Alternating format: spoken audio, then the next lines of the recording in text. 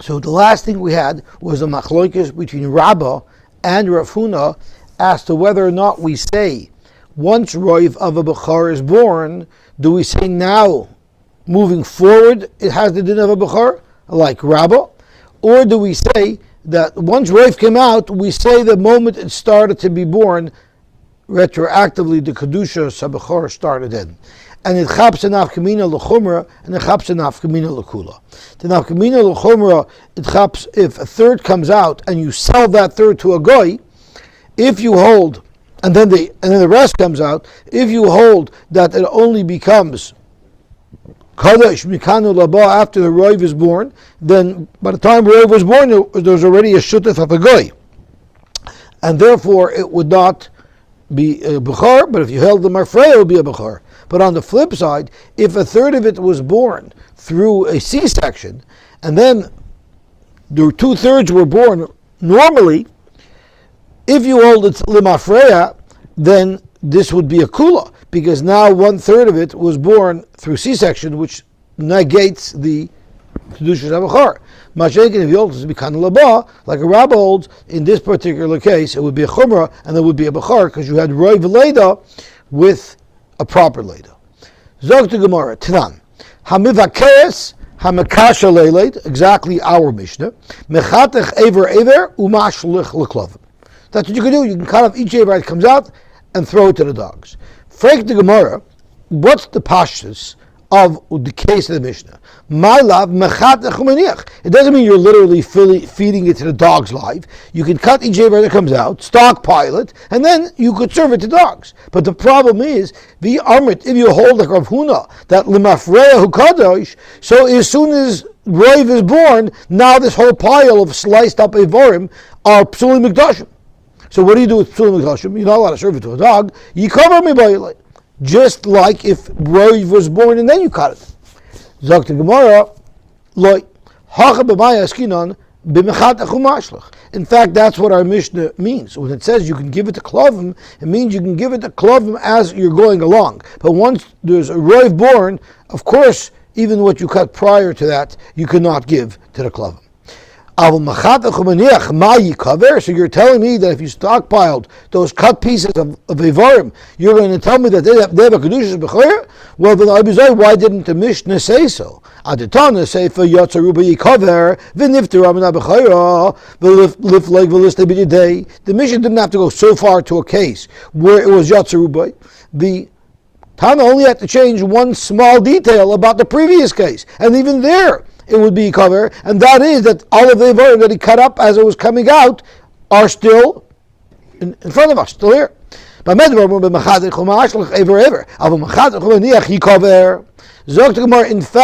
when the Mishnah says Yotza Ruba Yikaver, that's really exactly what the Mishnah means to say.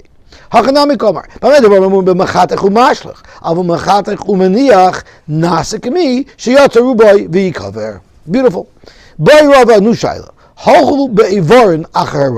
What if roiv the aver is in the mother? Mir the aver is out of the mother. Is this aver considered completely not born, or is this aver considered partly born? The aver. So Zok Gemara, the devil is always in the details. So what is the precise case that we're looking at? Hey Chidami, Ilema.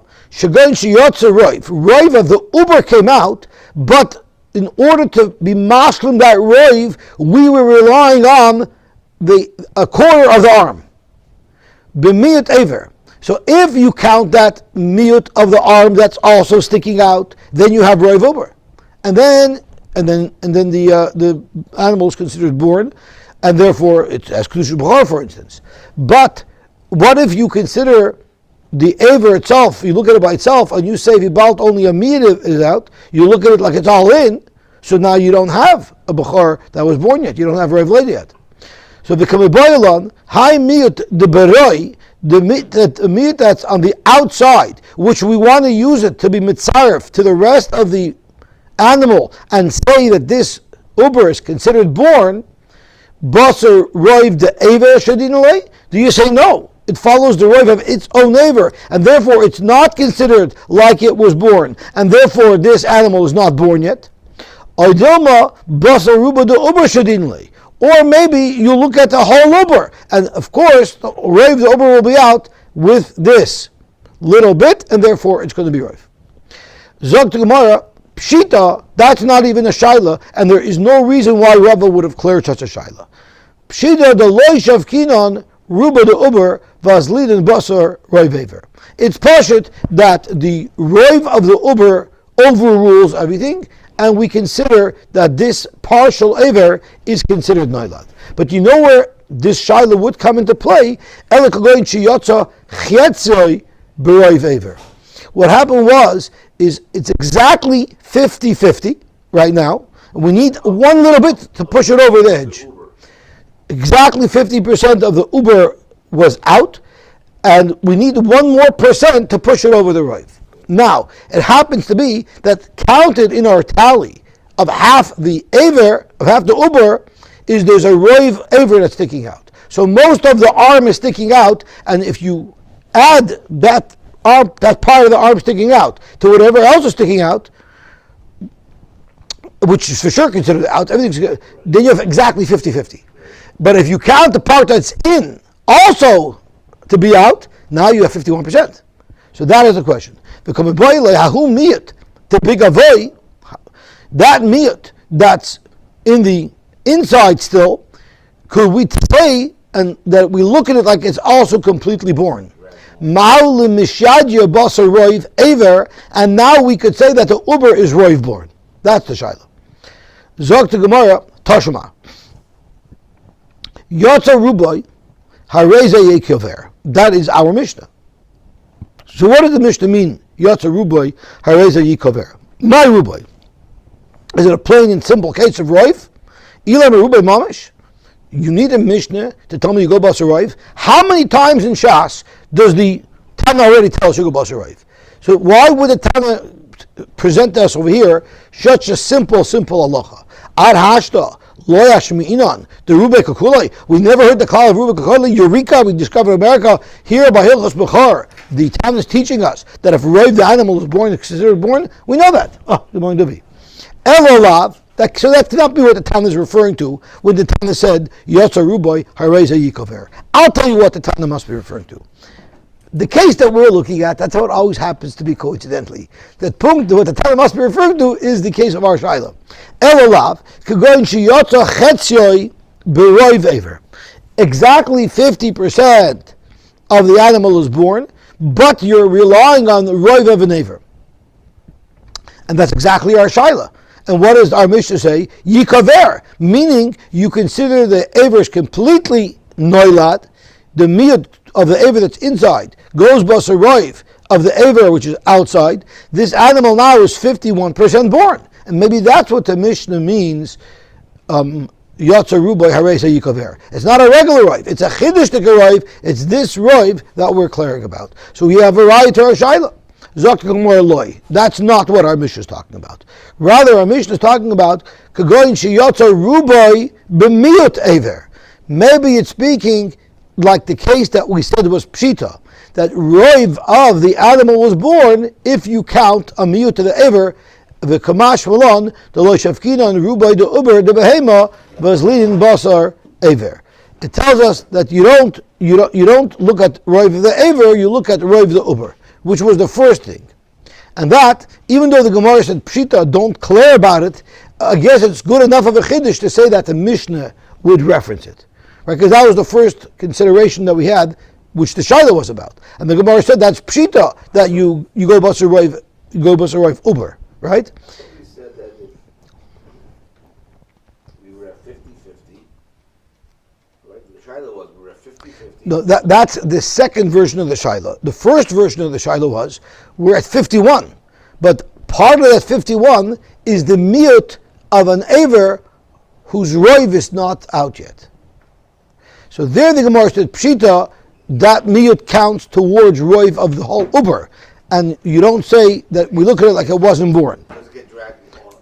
Right. Now that the Gemara says Pshita, don't care about it. Yet here the Gemara is happy saying that that's what the Tana is referring to. So I guess to say regular roiv, that the Tana wouldn't say. This type of roiv, even though it's also Pshita, but you don't find Mishnayos all over Shas that discuss this. So the Tana is justified in writing it, even though we know it as Pshita. Boy Rava. Now it gets to be very bizarre. Karchai b'siv. Siv is a type of... Wait till you see what's coming. Siv is some type of... it's like a netted type of cloth that grows naturally around the decal. For our purposes, it's a shmata. So karchai b'siv. What if in the animal's body, before the baby was born, you wrapped the bechor with a shmata? You wrapped the bechor with a shmata. So now when it comes out, it's not touching the walls of the rechem. So it's now not a peta rechem. Yeah, why would someone do something like that? When we get through the Durham, we'll figure that out. Zog to Gemara, karcha b'siv ma'u, or b'talisei ma'u. He took a regular shmata and wrapped the baby up, so again it doesn't come in contact with the walls of the rechem. How about bishul Yosy with its own placenta? Mahu. Frank Gemara, that's not a question. Bishul Yosy orchehu. Remember we had a couple of days ago, Hainu Ravise, that's the way it normally grows. Its own placenta cannot be a hefsek. But it's there, it all comes out together, right? So that's the shaila. The shaila is el b'shilya acheres mahu. You took a placenta from some other animal that was born, and you wrapped up this fetus with it. Gets better. Karchosoi v'achzosoi v'hoitziosoi mahu. Rashi learns, this is a shaila Rishonim, and this is major legeya la'alocha in Hilchas Bechor nowadays. So let's see what happened over here. Rashi learns, karchasoi, I'm looking at Rashi 4 lines up in the skinny lines. Karchasoi isha b'yadel, I guess women were normally the ones who birthed these animals. So what if the woman wrapped her hands around it, so she reached into the animal, which veterinarians do, I guess, and she wrapped her hands around the fetus, and she took it out in her hands. She literally delivered the baby. And now this baby wasn't touching the rechem.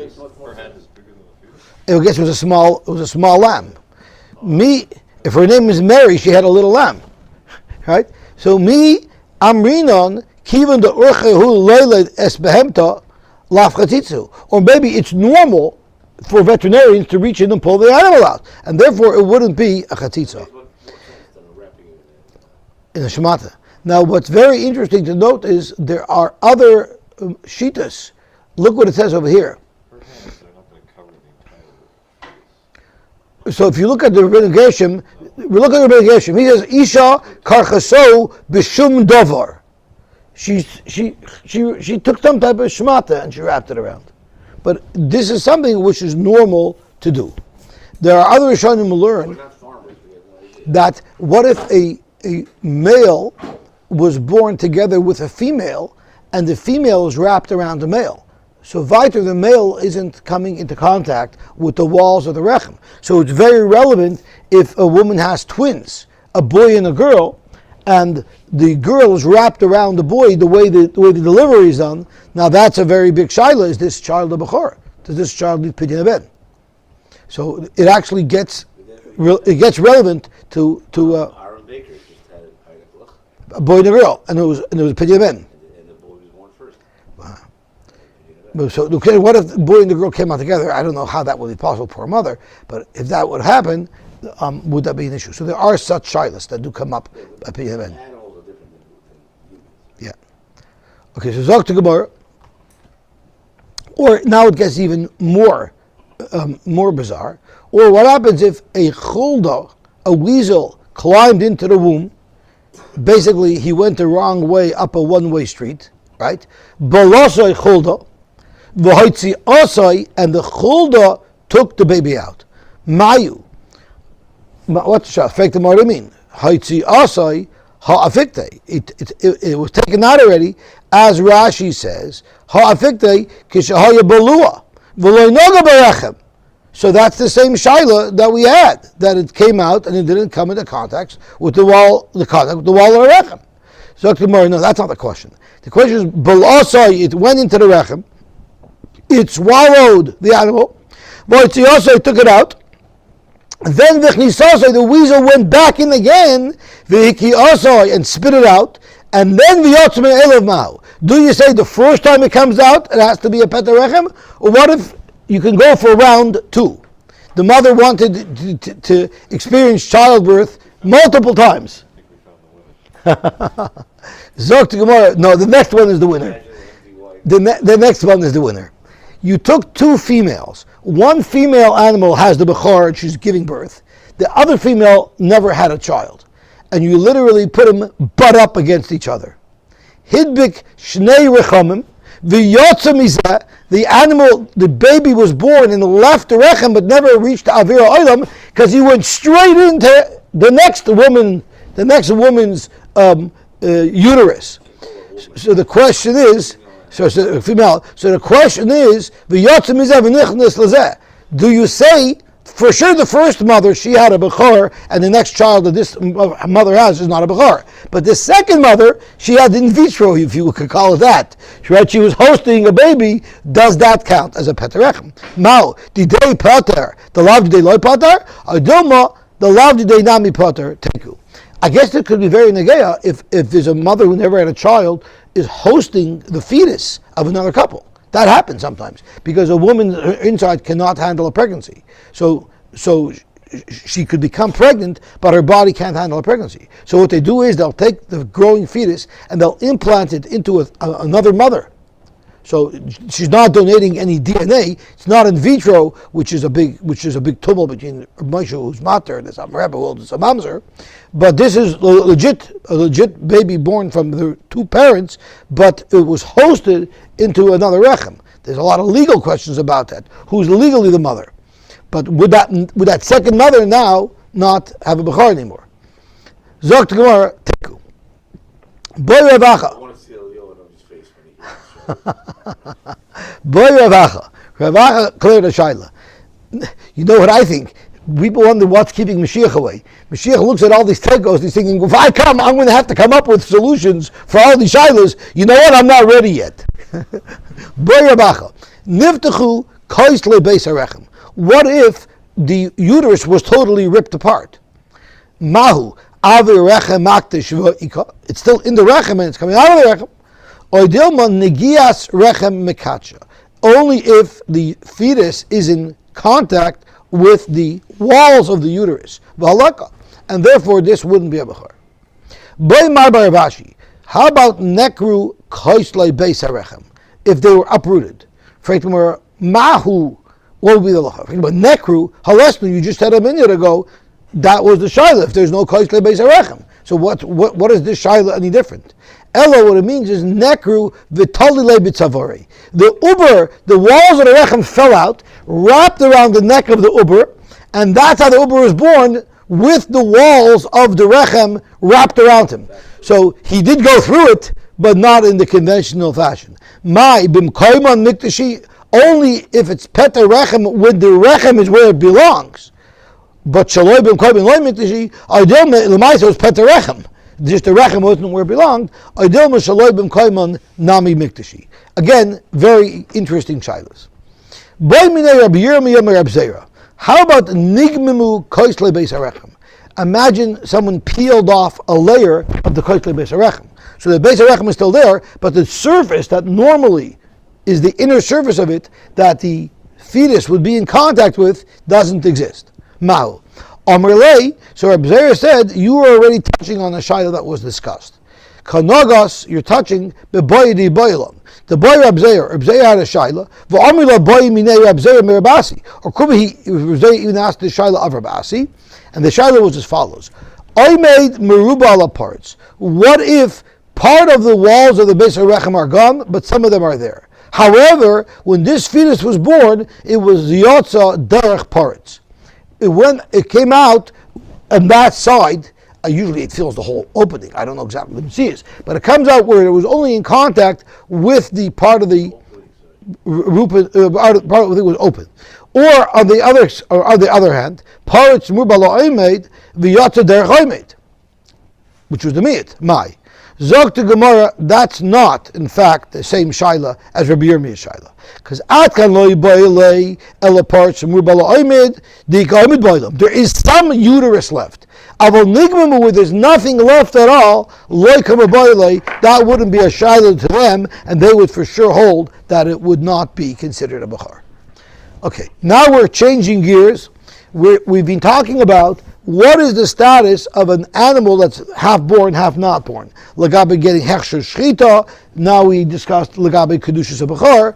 Now we're going to discuss lagabe tumah and tahira. Zok tahil Mishnah. Behema shemeis ubra. A behema whose fetus died. So now there's a dead animal inside the uterus of a live animal. B'soich me'eha. The shepherd, the veterinarian, stuck his hand into the uterus, v'nogaboy, and touched the dead fetus that's inside. Is he tamei for touching nevela? Bein bebehema tamei, bein bebehema tahira tahor. The uterus that's unborn does not become tamei tumas nevela. So the behemoth itself the mother doesn't become tamei? The mother's alive. A live animal can't become tamei. Yeah.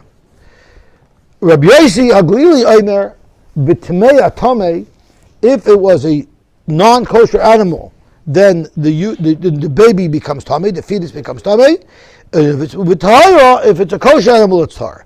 Now, this is going to be a little bit of an issue because we know a regular kosher animal dies is an avela.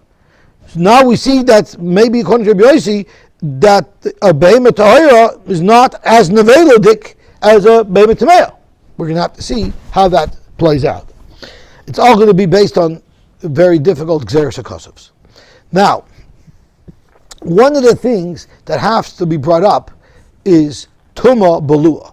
The halacha is Tumah that's inside your body, right? We paskin that doesn't have a din Tumah. The question is, could it be metame or could it become tamei? But in our case, halacha l'maisa, if it's a tumah balus inside the body, you wouldn't become tamei by touching it. So that's an issue that's going to have to be dealt with. Zog to Gemara, my taima the Tanakama. What's the reason for the Tanakama?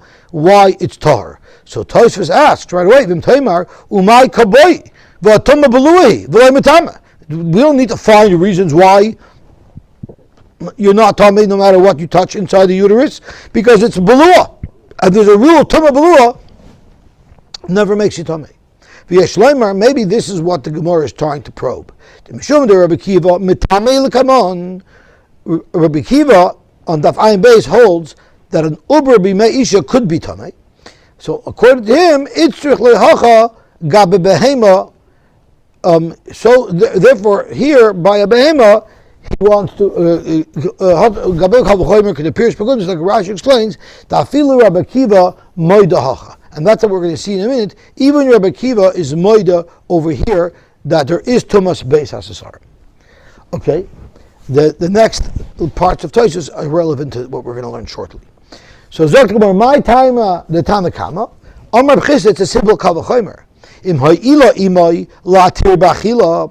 If the mother's protection allows an animal to be eaten with its shchita, even though the animal itself was never shechted, so you clearly see the mother has a tremendous impact on this fetus. So therefore, loy say loy l'tahira midei nevela. Surely it should be a protective cocoon that will not allow it to become tamei.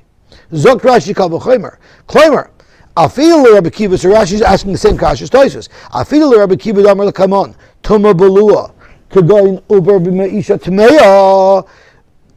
hold tumah balua is not tamei, this whole Gemara is not relevant. Our Gemara is saying that even if you hold a Rabbi Kiva, that a tumah balua will become tamei, such as an uber b'meisha by a human,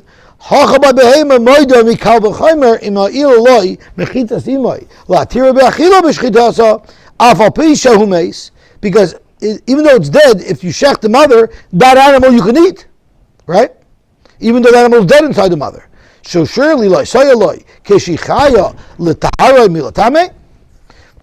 mother is shechted, it will make the meat inside kosher. That was an avela technically. So if the mother's still alive, it should still protect it from becoming an avela. Zog to Gemara, that's a very nice kal v'chomer. That works very good for behemoth Torah because the shechita of the mother will be mitayr the child. But behemoth Tamei, you don't have this whole kal v'chomer because the shechita of the mother doesn't do anything, not for the mother, not for the child. So Zog to Gemara, Minolan, how does the Tanakama know that if you stick your hand into a mother and you touch a behemoth Tamei that died inside, how do you know that that's going to be tar? Zog to Gemara, we need a pasuk for that. Omar Kra, we have the following pasuk. Let's look at the whole pasuk inside. It says, "V'chiyamus mina behema asher hi lachem la'achla." If a behema dies, a behema that you're allowed to eat, it sounds like it's talking about a kosher behema, but we're going to have to see how the Gemara dashes this. That would sound like it's a kosher animal, right? So, if you touch this nevela, yitma atar. So we're dashing this pasuk. So before you get to the word asher, the pasuk is directly addressing a behemoth tameya. Asher hilahem la'achla, that adds to the mix zu behemoth Torah. So the Gemara dashes it expressly not like me, right? The Gemara says that this pasuk refers both to a behemoth tameya as well as to a behemoth Torah. Iskish behemoth tameya lebehemoth Torah. So here in this pasuk, there's a hekesh between behemoth tameya and behemoth Torah to tell us that whatever the status would be in a certain respect, in a certain halacha, in a certain case, by a behemoth Torah would be paralleled by a behemoth tameya. So ma behemoth Torah ubra tar, because of the kal v'chomer of Abchista, behemoth tameya ubra tar. So now we have the reason for the Tanakama who holds that sai an uber b'mei imoi a behemoth tameya and sai an uber b'mei imoi a behemoth Torah will be tahor. The makar is the kal v'chomer of Abchista, which then gets passed along through a hekesh from a behemoth Torah to a behemoth tameya. Rabbi Yosy Glili, he already has an unusual scenario because he makes the difference. He says if it's a behemoth Torah, then the nevela will not be tummy. But if it's a behemoth tameya, then the nevela will be tummy. So Rabbi Yosy Glili, my time, what would be the justification for Rabbi Yosy Glili's psak? Zok to Gemara, Amar Rabbi Yitzchak, he's going to darshan a pasuk in a non-conventional way. Let's look at the pasuk inside. It says in the pasuk, V'chol hoylech al kapov, anything that walks on its legs. The Gemara is going to darshan this as meaning it goes on its paws because it doesn't have split hoofs. So v'chol hoylech al kapov, anything that goes on its paws, so meaning a non-kosher animal.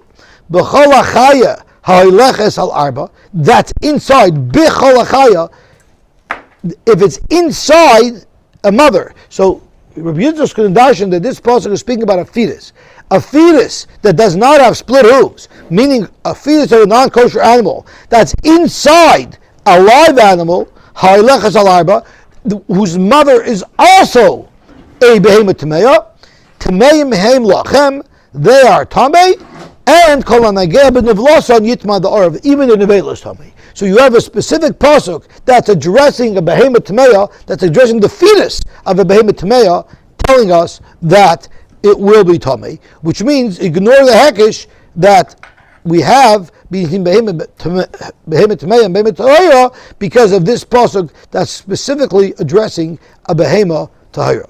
So let's have a look at the Gemara inside. Amar Rabbi Yitzchak Amar v'chol hoylech al kapov, and I want to read it from Rashi as we go along. V'chol hoylech al kapov. What does that mean? She'ein parsois of sedukais. It's walking on its paws because it doesn't have split hoofs. So that's how Rabbi Yitzchak learns. Hoylech al kapov means it doesn't have the simonim of a kosher animal. The Gemara is going to ask too, what about a pig? Right? But for now, we're talking about all other animals. V'chol achaya ha'hoyleches, that's inside another mother.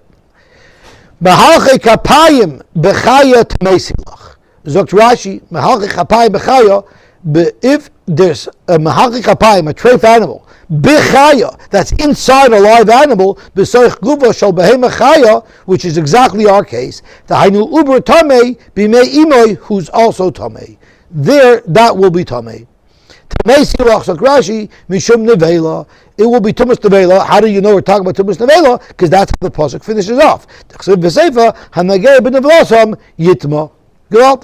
that is the explanation of why Rabbi Yosy Glili treats the behemoth Tmeya differently. Zok to Gemara, but this Rabbi Yitzchak's not going to work out. Why? Elamayata, what if you had kolut b'mei para?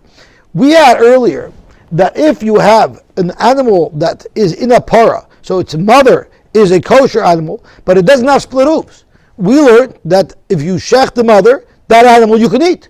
If that animal was born, you can't eat it. But if you shech the animal, you can eat it. But according to what you're saying over here, and therefore it would not be tamei b'tumas nevela. Right? If it died inside the mother's stomach, it would not be tamei b'tumas nevela. But according to Rabbi Yitzchak's calculation, that all you do is look at that if it has kosher feet or not, it should be tamei. So Zok to Gemara, Elmeata kolut b'mei para li tamei. Why? The mahalchi kapayim b'chayu. It's exactly a mahalchi kapayim. It has non-kosher feet. And you made a limit from a pasuk that any animal has non-kosher feet that's in its mother will be tamei. You can't tell me, oh no, it only means behemoth tameya, because that's not what the pasuk says. You're learning it's all about kosher feet. Zok Rashi, kolut meis b'mei para li tamei shari mehalchi kapaimu. This is an animal who does not have split hoofs. And for the Gemara, no, Rabbi Yitzchak could work his way out of it. Mahalchi kapayim b'mahalchi arba. V'hai mehalchi arba b'mehalchi shmoinahu. A split hoof, it's 2 hoofs per foot. So therefore, the mother who is a para who has split hoofs has 8 parses, not 4. So zokt Rabbi Yitzchak, mahalchi kapayim b'mahalchi arba.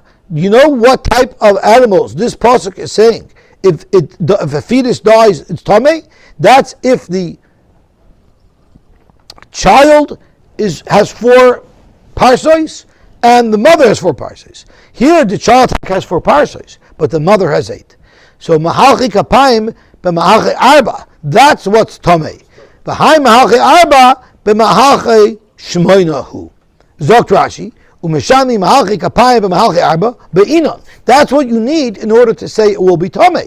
The hachiksiv, because that's what the pasuk says. Hoylech al kapov b'chol achaya hoylech al arba, which means it's only going to be tamei b'tumas nevela if side the fetus and side the mother are hoylech al arba she'ein le'ima el dalad reglayim kigoin tamei, like an animal that's tamei that doesn't have split hooves. She'ein b'shezeh sedukos. This is nowhere near Pashup Shot. David Zolti, if he would be here, would be short-circuiting, right? So Zok to Gemara, okay, so you got around that one. But how are you going to get around the next one? Para bim egamo. According to you, if a para was found as a fetus inside a camel, this para is mahalchi shmoina. But it's a behemoth tmeya, because it's growing in a camel, right? According to you, there should be tahor. But it's not. Par b'mei gomel loy setame. The mahalchi shmoina. The par itself is a mahalchi shmoina because it has 2 hoofs per leg. B'mahalchi arba, that's inside a mahalchi arba, but you need both. Zok Rashi, par b'mei gomel tameya she'ubra min tar. So the mother is tamei. The child seems to have simonitaya. Loy setame, according to Rabbi Yitzchak's limud, it shouldn't be tamei. B'mei imay the haylav mahalach al kapayim. The child is not mahalach al kapayim. Rabbi Yosy pasuk v'tani b'tamei tamei. But Rabbi Yosy Glili didn't make these nuanced distinctions. He said any behemoth tameya, if the fetus dies inside the mother, the fetus is tamei. Zok to Gemara, there's a special riboy. Hoylech v'chol hoylech. So if you look at the pasuk doesn't say hoylech al kapav b'chol achaya. It says v'chol hoylech. V'chol is a riboy. L'rabbi's para b'mei gomel. That's how we know that if it's a para b'mei gomel, even though the para has 8 hoofs, the v'chol is saying this is also in the umbrella of those fetuses that will be tamei. Zok Gemara, but you're still not out of the woods. Rabbi Yitzchak's pshat still will not work. Because what about kolut b'mei kaluta? If it's kolut b'mei kaluta, Zok Rashi, the imay tahirahi el shalnol dekach. So you have a cow for some reason didn't have split hoofs. The halacha is a cow that doesn't have split hoofs, you're allowed to eat it. It's a cow. It's a kosher cow. So what if you had such a cow, and that cow now is pregnant with another cow just like itself? How do you know it's a cow? Because it's born from a cow. Usually if a male cow mates with a female cow, the baby is a baby cow. But we have some other. Right, but the halacha is, we know kol hayotzei, there's also a halacha kol hayotzei min hapara harezu para. Yeah. Well, look, It just doesn't. It has a birth defect. It doesn't mean it's not the same animal. look at the last 5 blot of Gemara. We have many. It's only Rab Shimon, who's a Shidduch Yachid, who holds that a kolat hayotzei min hapara is not kosher. But we hold it's not a problem. Most Rishonim hold that if it's born from a cow, it's going to be a cow. No, I'm talking about if it's not a crossbreed. So Zog to Gemara, so what about kol b'mekluta? You have 2 kosher animals, but they don't have split hoofs. According to the strict understanding and reading of the pasuk that Rabbi Yitzchak has, litamei, the mahalche arba b'mahalche arbahu. Here the mother and the child are mahalche arba, even though they're kosher animals. Zok to Gemara, you're right. Even Rabbi Yitzchak's pshat needs the kal v'chomer of Reb Chisda. Lahachi yahani kal v'chomer to Reb Chisda. Reb Chisda has a kal v'chomer. Madech, its shchita will be matter it. Kol shekain, it will protect it from becoming tamei. So now you have a combination. You have the limud that's addressing a behemoth tameya. That limud could have scope creep and might also refer to a behemoth tahira, like kolot b'mei kluta, which is a tahira. So for that, we can use the kal v'chomer of Reb Chisda to limit the scope of the limud that Rabbi Yitzchak made. In either case, what we're ignoring is the hekesh, because the hekesh of the Rabbanan says no matter what, they're always the same. And clearly, Rabbi Yosy Glili, with Rabbi Yitzchak's explanation, says they're not the same, because tameya, from a behemoth tameya, it will be tamei. So you need to ignore the hekesh in order to be able to make that distinction between a behemoth tahira and a behemoth tameya. Okay, so now we have a resolution to a pshat in the chachamim, the hekesh, and you have a resolution to the pshat of Rabbi Yosy Glili because of this special pasuk of the chol hoylech al kabav. We learn that a behemoth tameya in a mother who's a tameya will also have tumas nevela, and the kal v'chomer Reb Chisda takes a kosher animal out of the equation, even if it doesn't have split hoofs. Zok the Gemara Maskef law Rav Achtavoy Bar Ami. Rav Achtavoy Bar Ami had a problem with this, because what are you going to do? What is Rabbi Yitzchak going to do with a chazer b'mei chazirasa that has split hoofs? So, and it's a behemoth tameya. According to Rabbi Yitzchak, how will we explain why this nevela will be tamei? Lo the tamei, it shouldn't be tamei. The mahalche shemayna, b'mahalche shemayna. So because of that, we have to abort Rabbi Yitzchak's pshat. So now we're back to square one. What is the reason that Rabbi Yosy Glili makes the distinction? So we have a whole new pshat. Ela Amar Rab Nachman bar Yitzchak mehacha. It's from a completely different pasuk. The pasuk says, Oy nefesh asher tiga b'chol dover tamei. If someone touches anything that's tamei, oy benivlas chaya tameya, or the nevela of a chaya that's tamei, oy benivlas behemoth tameya. There's some serious redundancies happening here, right? Oy benivlas sheretz tamei, v'nela mimenu, and he forgot about it, v'u tamei, and he went into the Beis Hamikdash, v'ashen. So this pasuk is talking about multiple things that make you tamei. Now the Pashup shot of this is speaking about live animals that drop dead, not fetuses. Rab Nachman bar Yitzchak is going to dash in this pasuk to tell us that it's speaking about fetuses. Rab Nachman bar Yitzchak nevesh kisiga b'chol tamei, oy benivlas chaya tameya, oy benivlas behemoth tameya, oy benivlas sheretz tamei. Frekt the Gemara, frekt Rab Nachman bar Yitzchak. This pasuk on its face doesn't make sense. V'chiv nevelas behemoth tameya mitame uv'tayah loy mitama. You see, the pasuk is only talking about a nevela of a behemoth tameya. We know that if a kosher animal drops dead, it's also tumas nevela. So what is this pasuk talking about? Insinuating that the tumas nevela only applies by a non-kosher animal. So we darshan. Ella, you know what the pasuk is talking about? Not a regular animal that dropped dead. It's talking about a fetus that dropped dead. Ella what are we talking about? Ze uber shebitmeya tamei uv'tahiratar. The pasuk that says the only thing that's in the vela is something that came from a chaya tmeya or a behema tmeya. That's if it's a fetus. But if it's not a fetus, then of course even a kosher animal that dies is in a vela. So now we have a perfect mikar. This pasuk tells us that the fetus of a behemoth tmeya will be tamei al tumas nevela, but not the fetus of a behemoth Torah. Beautiful. The problem is, now that we have this wonderful, beautiful explanation of Reb Nachman bar Yitzchak, u'merachai denafgalei mid Reb Nachman bar Yitzchak, the Reb Yitzchak lamali. Reb Yitzchak had his whole limit over here with the kolut that's in the garbage. The fact is that pasuk also is screaming darshan to me. What are we talking about? So what is Rabbi Yitzchak's limud, or what is there to learn from that pasuk that Rabbi Yitzchak was drawing upon? What are we going to do with it? Lomali. Zok to Gemara, we would have a spoiler that would mess up Rabbi Nachman bar Yitzchak's entire taina if it wasn't for Rabbi Yitzchak. You know why? Because who said that this limud that he makes overrules the hekesh?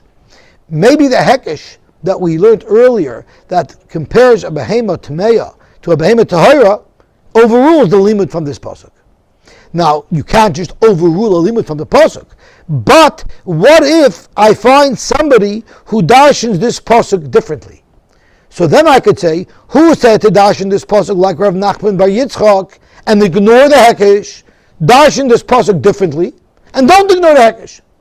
So now you don't have a makar anymore that there's a distinction between a behemoth temeya and a behemoth Torah. So Zok Gemara, Ilav de Rabbi Yitzchak, if we didn't have Rabbi Yitzchak making it quite clear that there is absolutely a distinction between a behemoth temeya and a behemoth Torah, Havamina kula lechad Rabbi Huda also. This pasuk is darshan differently, the way Rabbi darshans it on Daf Ayin Aleph, which we're going to see tomorrow, but it would neutralize the entire drasha of Rabbi Nachman bar Yitzchak. So Rabbi Yitzchak's drasha tells us there is absolutely a difference between a behemoth tamei and a behemoth Torah. For the details, see Rabbi Nachman bar Yitzchak. But don't tell me that Rabbi Nachman bar Yitzchak's pasuk is neutralized because you could learn from it what Rabbi taught us. Exactly. Rabbi Yitzchak is telling us that it's not a decoy. Rabbi Yitzchak is telling us don't look at Rebbe's drasha as a decoy and then succumb to the pressure of the hekesh. Rather, maintain that distinction between a behemoth tameya and a behemoth hoyer. Kamash v'lam. Tanya Amar B'Yonasan Namti lo lebenazai. I told Ben Azai, Namti is a lotion of expressing. I expressed to Ben Azai the following: Lomadna, we learned nevelas behema tahira shemetama. We know that the nevela of a behema Torah is metama. We also know that the nevela of a behema tamei is metame. We know that, we learned it from the psukim that we just discussed there. Nevelas chaya tameya shemetama. We know it says in the pasuk that Nachman bar Yitzchak just brought down, oy benivlas chaya tameya, oy benivlas behema tameya. So we know that a chaya tameya it's nevelas tamei, and we know that a behema tameya it's nevelas tamei, and we know that a nevelas behema tahira it's nevelas tamei. But chayit tahira le'lemata. We have no pasuk that tells us that a deer that drops dead is an avela. Where do we have that limit? How do we know that's tamei? Minayin. Normally, so he answered me back. Ben Azai answered me back. Kol hoylech al kapov. This pasuk that Rabbi Yitzchak used, he tapped into it. Kol hoylech al kapov bechol achaya ha'ilechas. The Torah is telling us what's in the avela. Any chaya could be a nevela. Nabdiloi. So I responded to Ben Azai, you forgot Rabbi Yitzchak's drasha. Rabbi Yitzchak's drasha says b'chol chaya doesn't mean we're talking about any chaya. We're talking about a halach hakabah that's inside another chaya. Right? It's speaking about a fetus. So b'chol chaya isn't encompassing all chayas. It means if you have halach hakabah that happens to be b'chol chaya that's inside a chaya. No, that's not what it says. L'mahali kapayim b'chayhu da'asa, which was Rabbi Yitzchak's drasha. So we're back to square one. How do you know that if a deer dies, it has tumas nevela? Normally, he answered me back, Uma Yishmol Aimer B'Dover Hazeh. Yishmol, Rabbi Shmuel is the Rebbe of Rabbi Yonasan. So Ben Azai asked Rabbi Yonasan, so what did your Rebbe teach you? How taka do you know that if a chaya drops dead, that it has tumas nevela? Namtiloi, I told him this is what my Rebbe said. It says v'chiyamus min ha-behema. So that's how we started off with. V'chiyamus min ha-behema asher hi lachem la'achla hanageh b'nevlasa yitma da'arev. So v'chiyamus min ha-behema zu behema tmeya. We said that's referring to a behema tmeya. And then asher hi lachem la'achla zu behema tahira. Right? That's what we said. Lamadnu, you know what this teaches us? That we have a hekesh between a behema tmeya and a behema tahira. Lamadnu, we also know that chaya bechlal behema, behema bechlal chaya. We also know that there's a general rule that chaya and behema are words that are interchangeable. So I bezoi, now we have it all figured out. Chaya tahira bechlal behema tahira, chaya tmeya bechlal behema tmeya, behema tmeya bechlal chaya tmeya, because of our because behema and the chaya are the same, and behema tahira is bechlal chaya tahira. Ubaloshna za'amrli, you know how Ben Azai responded with this beautiful limud that revealed how we know that a nevela of a chaya or a behema, whether tamei or tar, has tumas nevela. Chaval al Ben Azai shalishim Mrs. Rabbi Shmuel. I should have went to Philly. I should have went to Rabbi Shmuel's yeshiva, and I didn't go. Okay, we'll stop here. Yes. Dave's head would have popped off.